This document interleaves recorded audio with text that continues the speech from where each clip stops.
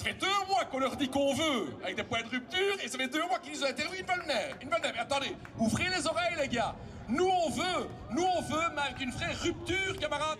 Dans la dernière ligne droite, le PTB met les points sur les i. Au lendemain des élections, il n'entend pas d'office rester au balcon. Il y a des points qui sont importants, comme arrêter de bloquer les salaires, la pension à 65 ans, une taxe des millionnaires.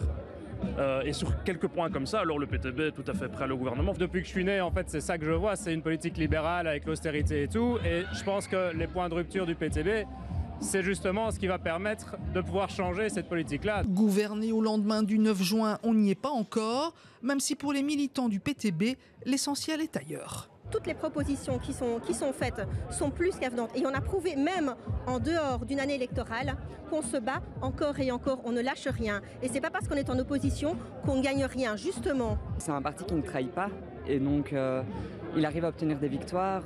Voilà, il y a notamment le fonds blouse blanche qui a été obtenu, aussi la TVA à 6% sur l'énergie qui a été obtenue aussi depuis l'opposition. Nous, ce qu'on veut maintenant, c'est répondre à l'urgence sociale et environnementale.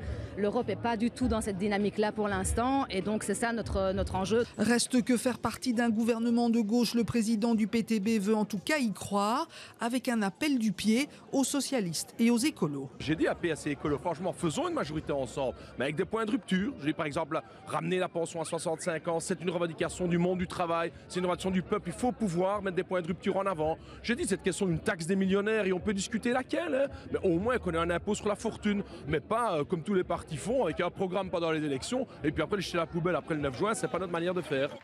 À désormais 14 jours des élections, le PTB semble avoir le vent en poupe, reste plus qu'à transformer l'essai.